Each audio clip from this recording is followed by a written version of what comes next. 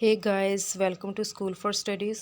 इस वीडियो में मैं इंजाइम के रिलेटेड कुछ टॉपिक्स को डिस्कस करूंगी, जैसे कि types of enzymes, parts of enzymes, uses of enzymes, factors affecting the rate of enzyme action, mechanism of enzyme action and specificity of enzymes. So let us get right into the video. First of all, what is meant by metabolism. Metabolism ऐसे biochemical reactions होते हैं जो कि एक organism की body में होते हैं ताकि उसकी लाइफ को मेंटेन किया जा सके। ये प्रोसेसेस एक ऑर्गेनिज्म को अलाउ करते हैं कि वो ग्रो करे, इसके अलावा वो रिप्रोड्यूस कर सके, अपने बॉडी के स्ट्रक्चर को मेंटेन कर सके और इन्वायरमेंट के अंदर जो भी चेंजेस आए उनको रिस्पॉन्ड कर सके। जैसे कि आपको एनर्जी की ज़रूरत होती है ग्रो करने के लिए और रिप्रोड्यूस करने के लिए, तो वो एनर्जी आपकी बॉडी में कैसे आती है, इसके लिए आप लोग फूड लेते हैं, यानी कि आप खाना खाते हैं और आपके जो भी खाना होता है उसके अंदर मुख्तलिफ़ किस्म के मैक्रो मॉलिक्यूल्स प्रेजेंट होते हैं, जैसे कि कार्बोहाइड्रेट्स, प्रोटीन्स और लिपिड्स। तो मुख्तलिफ़ किस्म के एंजाइम्स होते हैं जो कि उन फूड की ब्रेक डाउन करते हैं और उनकी ब्रेक डाउन से एनर्जी रिलीज़ होती है। मेटाबॉलिज्म के अंदर टू बेसिकली रिएक्शंस आते हैं, एनाबॉलिज्म एंड कैटाबॉलिज्म। सबसे पहले हम लोग कैटाबॉलिज्म को देख लेते हैं। कैटाबॉलिज्म एक ऐसा बायोकेमिकल रिएक्शन है जिसके अंदर लार्जर मॉलिक्यूल्स की ब्रेक डाउन होती है।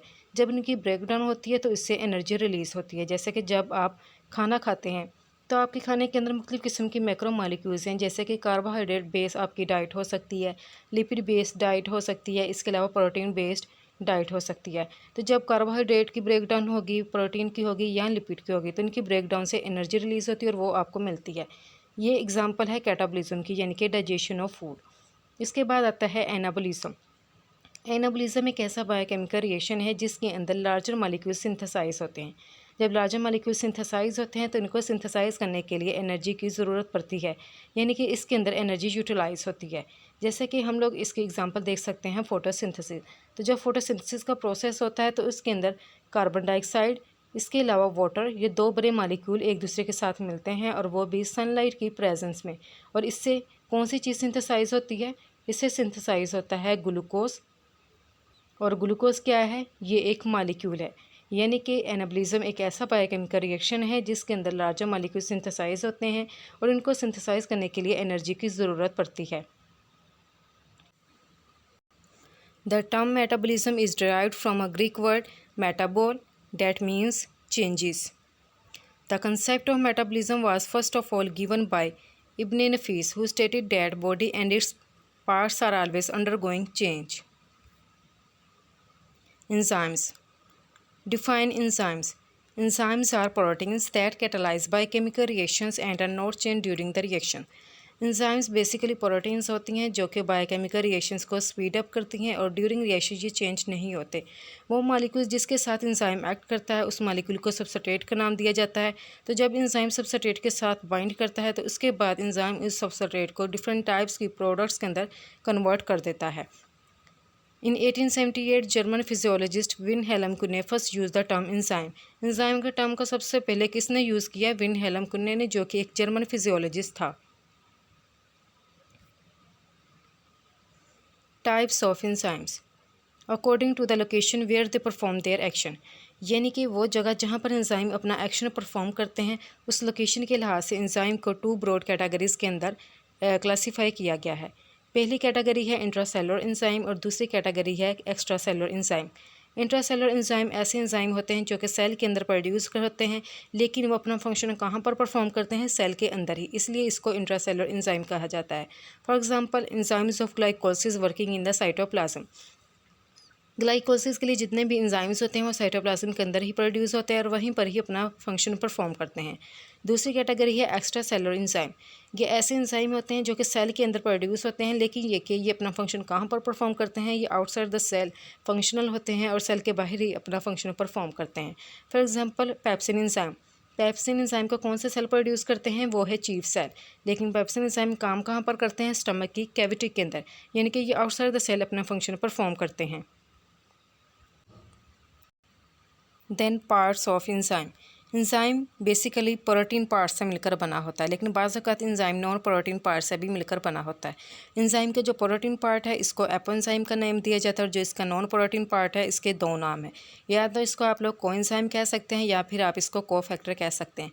अगर एंजाइम का non protein part organic molecule से मिलकर बना है तो इसको कोएंजाइम का नाम दिया जाता है, लेकिन अगर non protein part inorganic ion से जैसे कि Zn2+ Fe2+ से मिलकर बना है तो फिर इसको कोफैक्टर का नाम दिया जाता है।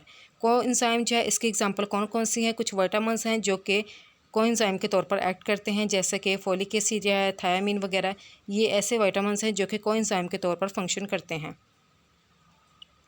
होलो एंजाइम, होलो एंजाइम किसे कहते हैं? ये कॉन्जुगेटेड एंजाइम है, जैसे कि मोस्टली एंजाइम प्रोटीन से मिलकर बने होते हैं, लेकिन अगर एंजाइम का प्रोटीन पार्ट प्लस उसका जो नॉन प्रोटीन पार्ट है, अगर ये दोनों आपस में मिल जाएं तो इसको क्या कहते हैं? Holo enzyme.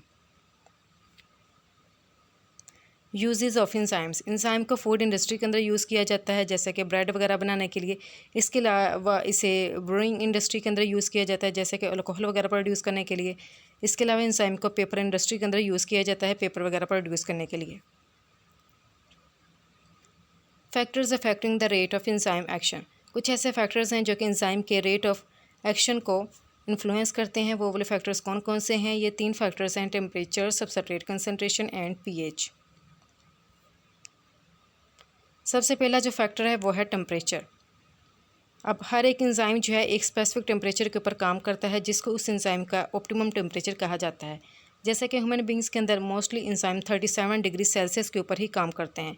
इसका मतलब 37 डिग्री सेल्सियस उनका एक ऑप्टिमम टेम्परेचर है।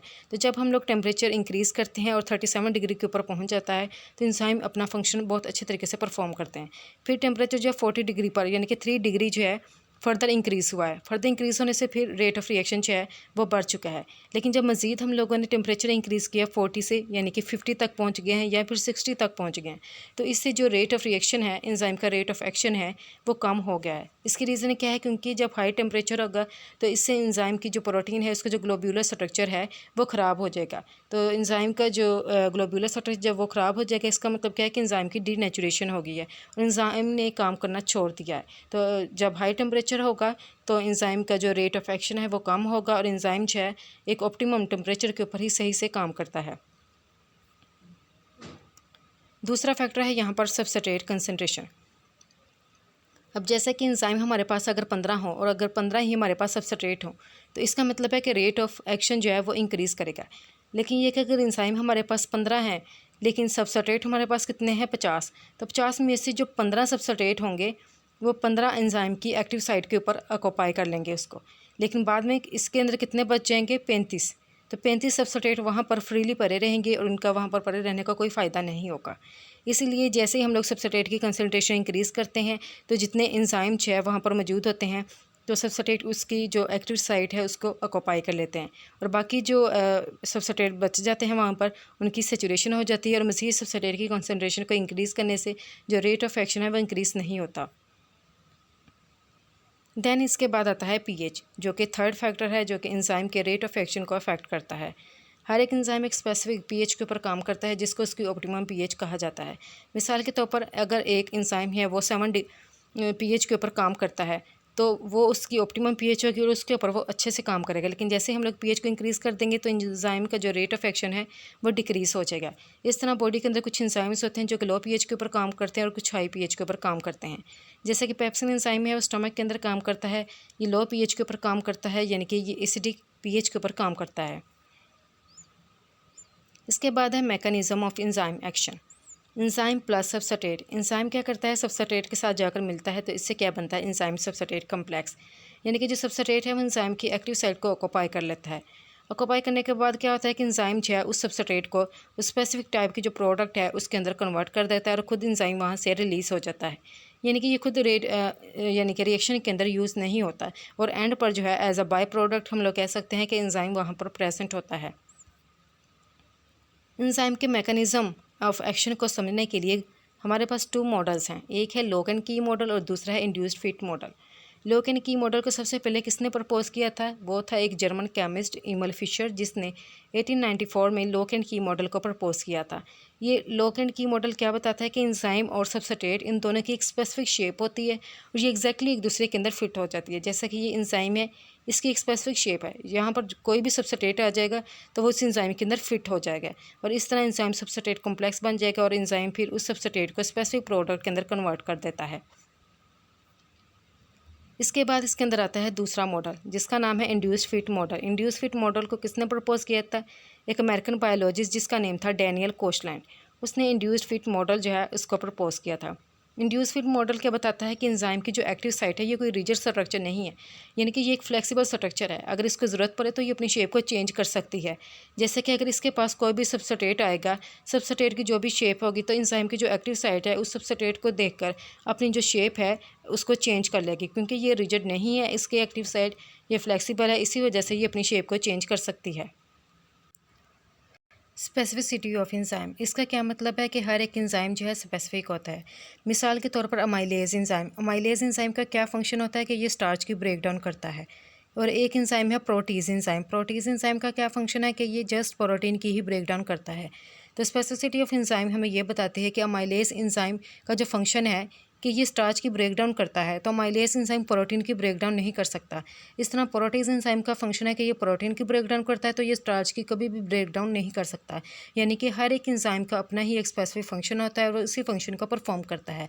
अगर एक एंजाइम प्रोटीन की ब्रेकडाउन करता है तो वो स्टार्च की ब्रेकडाउन नहीं कर सकता, और स्टार्च की ब्रेकडाउन जो एंजाइम करता है वो कभी भी प्रोटीन की ब्रेकडाउन नहीं कर सकता। यानी कि हर एक एंजाइम का एक अपना ही स्पेसिफिक फंक्शन होता है।